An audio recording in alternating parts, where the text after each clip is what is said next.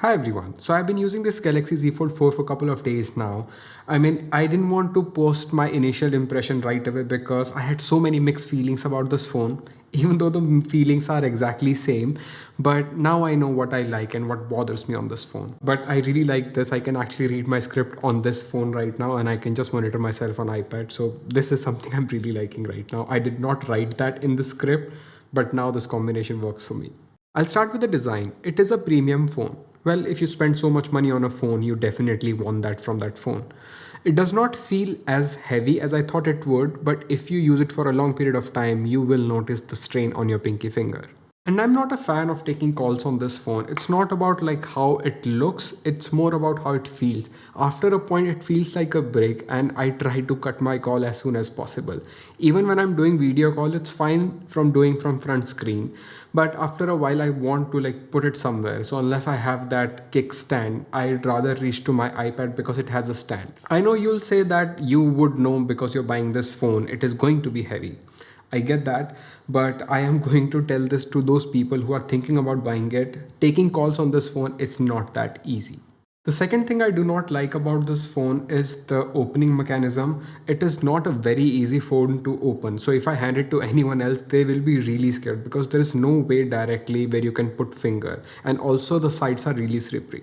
If you're using a case, that might solve that problem. But right now I'm not using it with a case and it is difficult and I really don't know from where to open it. So I need to be really careful. Otherwise the device might slip from my hand. And the last issue with the design I have that it's going to be this wobbling. The phone wobbles a lot. I like typing when the phone is on table and when I'm at office, which makes it difficult on this phone.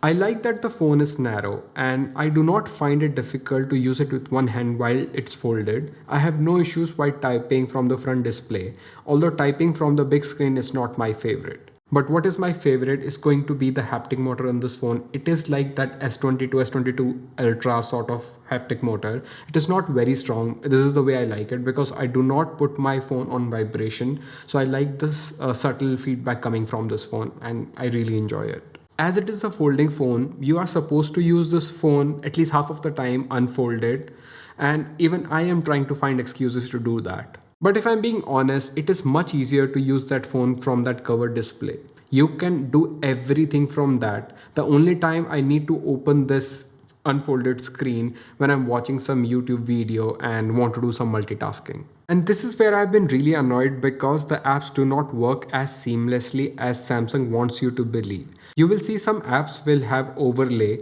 like if you open YouTube from outer display, it opens in a mobile mode, and when you unfold the phone, it's basically a larger version of that app inside. So you will have to close that app and open it again, and it works as a tablet version. But now when you fold the phone and open the app from the front display, it will get confused that how to run that tablet version on that cover display.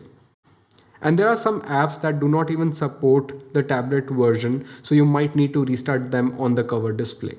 And Twitter, please make a tablet version of your app on Twitter because the browser version is so fast that you can't even see anything. And that is the most annoying thing on this phone. What's the point of having that 12 GB RAM when you have to close that application so frequently? I don't even need that much RAM. But what is not annoying in this phone is going to be that beautiful display. I like both cover and inner display. They are gorgeous. They might not be the brightest like S22 series, but they are great at everything else. I also do not notice the in-display camera and at times I forget that it's even there. The only time that crease can bother you when there is a lot of light around you because you will see the reflection on this display. It is a very reflective display, but 90% of the time I don't even notice that it is there. I think apart from that, this is a bloody good phone. I think this is the finest phone Samsung has ever made when it comes to performance.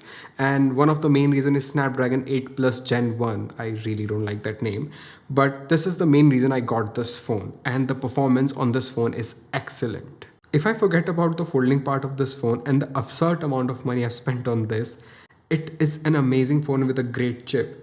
It is the best you can find on any Android device right now. And the gaming performance on this phone is also excellent. I mean, that doesn't mean it does not get warm. It absolutely does, especially from this back side. But it does not affect the performance, also the battery life. The battery life on this phone is actually pretty good for a foldable phone. It has that 4400 milliampere battery, but I can easily get 6 to 7 hours of screen on time. And it's in the first week right now, and you know how heavy the usage is in the first week, and it's also learning the pattern. But I still think for the size of the battery and the bigger screen, it is giving me a great battery life. The phone is really smooth, and I'm not gonna lie, I'm actually really enjoying this phone despite the fact it is a heavy phone with unoptimized apps. But I still think this is a very premium and an innovative phone, and you are actually going to enjoy it. I also like the speakers on this phone, they give you the true stereo speaker feeling, and this phone also has Dolby Atmos. I haven't tested the camera thoroughly, but I've taken some shots with the camera. And I would say it's a decent camera when it comes to the price of the phone. It has that overexposed look that Samsung phones have. So I would say it doesn't justify the price tag, but it is a versatile setup. The in-display camera is also decent for video calls, but I wouldn't recommend posting selfie from that camera. Now let me show you some video samples from the cameras. This is a rear camera recording from Z Fold 4. I'm recording in 4K 30 frames per second. You can actually change the camera if you want. So this is the ultra wide camera, the main one, and you can switch to 3x if you want in the video. So this is the camera quality. It's great that you can switch in 4K on any camera. This is the front camera recording from the outer display. So I'm recording at 4K 30. This also supports 4K 60, so that's the great thing about Samsung and Apple. You can actually record in 4K, and I think the video looks really good. So this is the front camera sample from the under display camera. I cannot record in 4K 30 for some reason, so this is going to be 4K 60, but I have to reduce the frame. But this is the quality. I know it's really soft, but I think it's going to work for the occasional video calls, so I'm okay with it. I will do a more detailed camera comparison really soon. I will try to compare it with the iPhone 14 series as well. So if you want to watch that, you can subscribe to my channel. And apart from that, the cell reception on this phone is excellent. This phone is also IPX8, which is really great for the foldable phones. I think this is the reason you get that crease. Otherwise, Samsung can also make those displays like Oppo. But I think I will prefer a IPX8 rating because, like, why not? It's a very expensive phone. You don't want it to get damaged with water. See, I wouldn't recommend this phone for everyone. I mean, to go out of their budget and get a foldable phone, because in the end, you're going to use it with the outer display most of the time.